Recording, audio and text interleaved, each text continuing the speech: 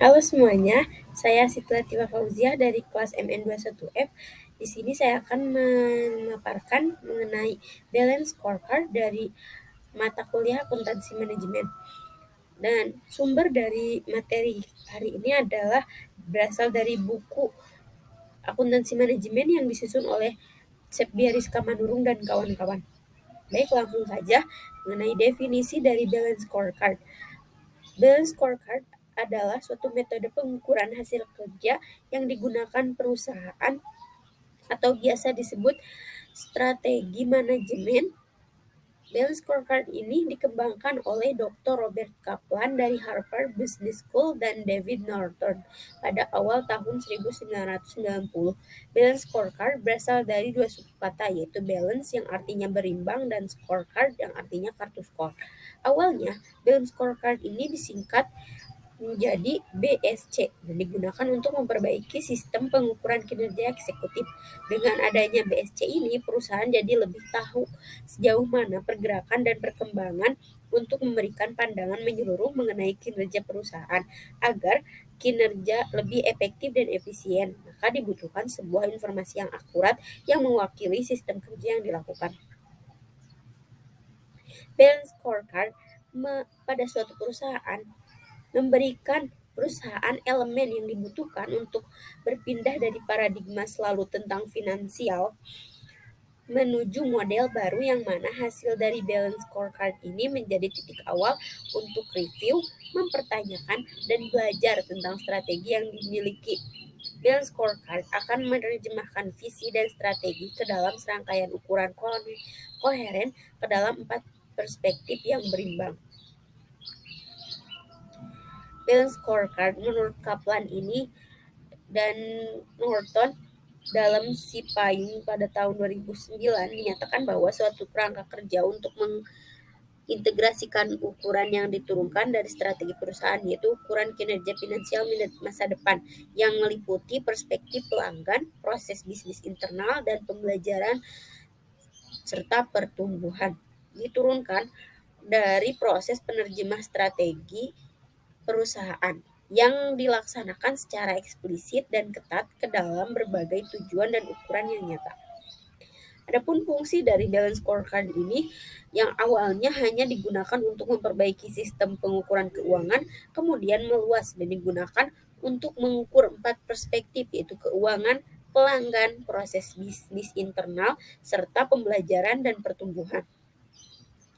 Fungsi-fungsi yang khususnya itu pertama, sebagai alat ukur perusahaan, apakah visi dan misi yang dianut telah tercapai atau tidak. Kedua, sebagai alat ukur keunggulan kompetitif yang dimiliki perusahaan. Ketiga, sebagai panduan strategis untuk menjalankan bisnis. Keempat, sebagai suatu alat analisis efektivitas strategi yang telah digunakan. Kelima, memberikan gambaran kepada perusahaan terkait SWOT yang dimiliki. Selanjutnya itu memberikan sebagai alat key performance indikator perusahaan, dan yang terakhir sebagai feedback terhadap stakeholder perusahaan. Balance scorecard ini bisa dikatakan sebagai alat ukur yang paling sederhana pada perusahaan sehingga banyak kelemahannya. Salah satu kelemahannya itu adalah informasi yang disajikan terbatas dan kurang akurasi, sehingga tidak dapat melihat faktor-faktor yang lain yang bisa mempengaruhi performa perusahaan. Misalnya saja, saat terjadi krisis, kebijakan pemerintah atau kejadian di momen-momen tertentu. Namun begitu, perusahaan tetap harus memiliki acuan pengukuran seperti balance scorecard karena di dalamnya terdapat 4 perspektif utama ya. Yang pertama, perspektif dari balance scorecard ini adalah perspektif keuangan atau financial perspective. Dalam balance scorecard, perspektif keuangan merupakan perspektif yang tidak bisa diabaikan. Pengukuran kinerja keuangan menunjukkan apakah perencanaan, implementasi, dan pelaksanaan serta strategi memberikan perbaikan mendasar. Perbaikan mendasar tersebut dapat berupa gross operation income, return on investment, atau economic value added. Balance scorecard ini dapat menjelaskan lebih lanjut tentang pencapaian visi yang berperan di dalam untuk mewujudkan pertambahan kekayaan, yaitu meningkatkan kepuasan customer melalui peningkatan revenue, peningkatan produktivitas dan komitmen karyawan melalui cost effectiveness sehingga menjadi peningkatan laba, dan yang terakhir peningkatan kemampuan perusahaan untuk menghasilkan financial return dengan mengurangi modal yang digunakan atau melakukan investasi dalam proyek yang menghasilkan return yang tinggi. Pada prinsipnya, balance scorecard harus ada keseimbangan antara perspektif keuangan dan perspektif non-keuangan. Perspektif keuangan tidak bisa bekerja tanpa adanya perspektif non-keuangan. Misalnya saja ya, misalnya laba yang diperoleh perusahaan karena produk tersebut memiliki nilai manfaat bagi konsumen, atau bisa saja karena faktor SDM atau dari proses bisnis perusahaan tersebut. Jadi laba tersebut tidak selalu karena faktor finansial, tapi juga karena faktor non finansial. Yang kedua, yaitu perspektif pelanggan atau customer perspective. Dalam perspektif pelanggan, perusahaan perlu terlebih dahulu menentukan segmen pasar dan pelanggan yang menjadi targetnya. Selanjutnya, manajer harus menentukan alat ukur yang terbaik untuk mengukur kinerja dari tiap unit operasi dalam upaya mencapai target finansial. Apabila satu unit bisnis ingin mencapai kinerja keuangan yang besar dalam jangka panjang, maka mereka harus menciptakan dan menyajikan suatu produk atau jasa yang bernilai lebih baik pada pelanggan.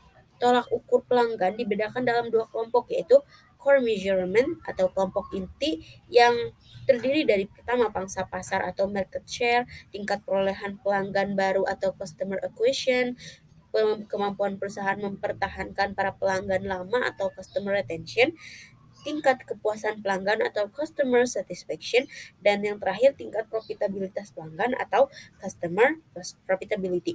Sedangkan kelompok penunjang atau kelompok customer value proposition dibagi menjadi tiga kelompok, yaitu ada atribut-atribut produk yang berisi harga, mutu, dan fungsi. Yang kedua, hubungan dengan pelanggan, dan yang ketiga, citra dan reputasi dari perusahaan serta produk. Kunci dari perspektif konsumen ini yaitu adalah kepuasan, retensi, akuisisi, nilai manfaat, dan market share konsumen. Yang ketiga yaitu perspektif proses bisnis internal atau internal business perspektif.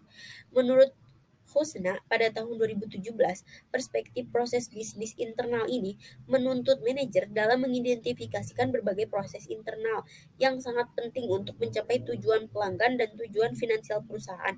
Dalam perspektif ini, manajer melakukan identifikasi berbagai proses yang berhubungan dengan perusahaan dan juga pelanggan. Selain itu, manajer juga akan mengetahui sejauh mana bisnis yang telah mereka jalankan. Menurut Yuwono, dalam penelitiannya pada tahun 2015, beliau membagi proses bisnis internal ke dalam proses berikut, yaitu pertama, proses inovasi, yang mana proses ini berada dalam unit bisnis yang menggali pemahaman tentang kebutuhan dari pelanggan untuk menciptakan apa yang mereka butuhkan dengan berupa produk atau jasa. Yang kedua itu proses operasi. Proses operasi ini yaitu proses untuk membuat dan menyampaikan produk atau jasa. Yang ketiga yaitu proses pelayanan purna jual. Yang berisi proses ini adalah jasa pelayanan pada pelanggan setelah penjualan produk atau jasa tersebut dilakukan. Yang selanjutnya yaitu perspektif pembelajaran dan pertumbuhan atau learning and growth perspective. Perspektif ini menurut Husna juga pada tahun 2016 merupakan perspektif pada suatu pondasi yang menjadi pondasi keberhasilan bagi sumber daya manusia pada organisasi dengan tetap memperhatikan faktor sistem dan organisasi. Perspektif ini lebih menekankan pada sumber daya manusia di dalam suatu perusahaan dengan mengadakan pelatihan bagi karyawannya.